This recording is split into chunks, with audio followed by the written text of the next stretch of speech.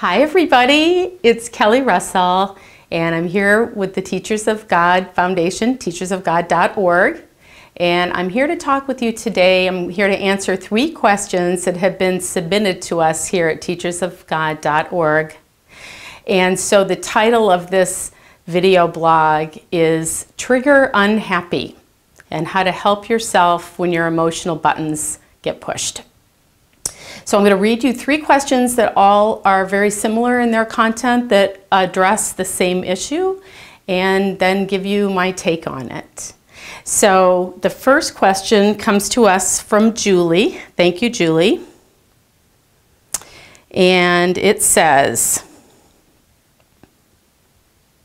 my biggest obstacle is being triggered.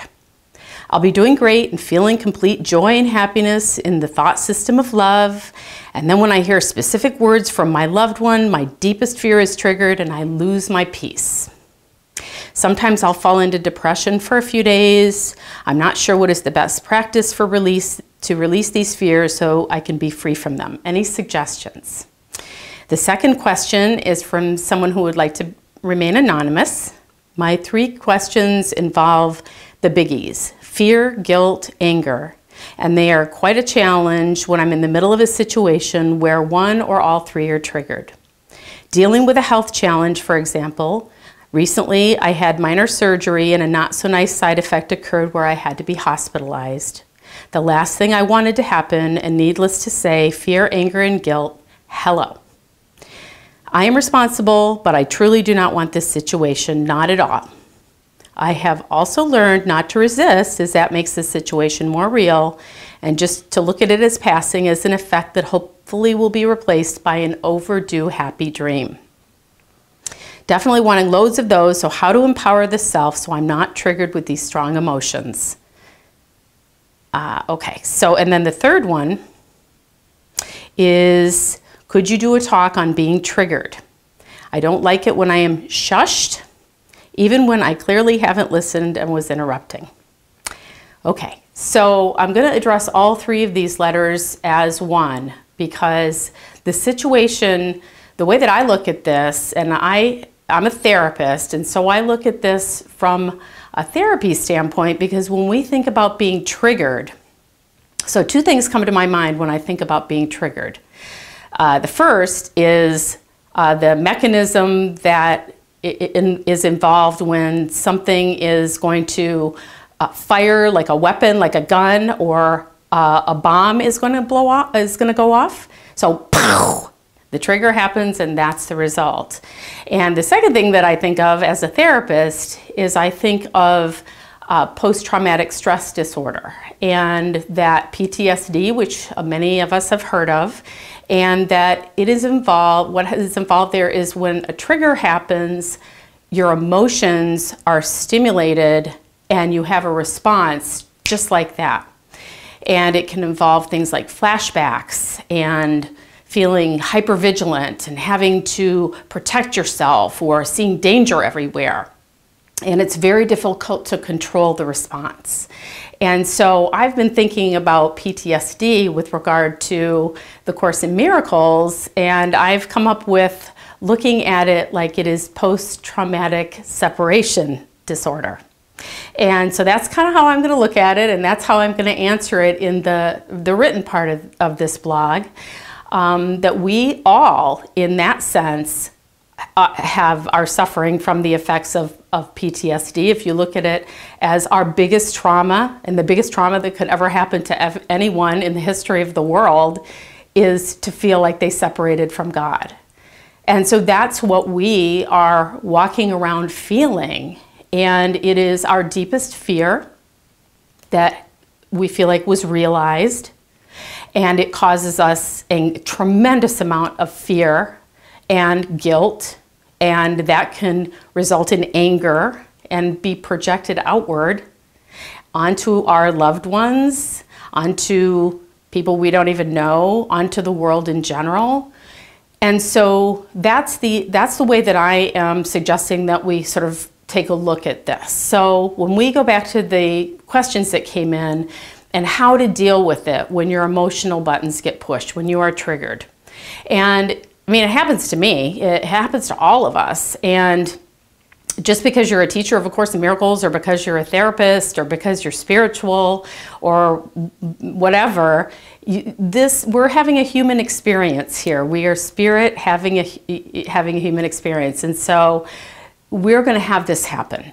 And so rather than asking about how to avoid it or how to make sure it doesn't happen, I'm going to give you a five-step process into what to do when this does happen to you. Because when you're in the moment, I mean, we'll talk in the rest of my blog about why this happens and about the way to look at it. And I will suggest a program that the Teachers of God offers to also help with changing your mind. But the fact of the matter is that in this world of form, we have emotions. We are emotional creatures, and we are going to have these reactions sometimes when we are triggered. So when something happens to us, where somebody says something to us, or has a certain facial expression or a certain tone, or something happens, it happened to me earlier today actually. It wasn't even someone, it was my GPS not working and spinning around and around, and it had the power to upset me. So the first thing we need to do when that happens is to take some space. And we can think of this as a pause. We can think of this as if we're in the vicinity of someone and that is what is triggering us, to excuse ourselves, to go outside for a second, to go to the bathroom, to say you left something in the car, but take some space and just get away for a few moments. The second thing to do is to breathe, to just start taking really deep breaths. And this will be incredibly calming for you, because this is triage we're talking about. This is emotional triage when you're in the thick of it. The next thing to do after you've removed yourself and you've taken some deep breaths is to look at what has happened like you're the observer. Like, wow, look at how I just reacted to that. Like, look at what's going on here. Like, wow, I wanted to like punch that guy in the face. Wow, look at that. So you're getting a little bit of detachment from it. You're stepping back a little bit from being in it to looking at it as the you that is the observer, looking at the you, the egoic you that is having this happen. And then the fourth step is asking. So asking Spirit, Spirit, please help me here. Please help me see this differently. I know there's another way to look at this. Please help me. And then the fifth step is forgiveness. And the forgiveness is just a really short forgiveness process that I remember. I forgive this because I remember there is nothing to forgive. I remember that you are spirit, pure, whole, and innocent. All is forgiven and released. And I am spirit, pure, whole, and innocent, and all is forgiven and released.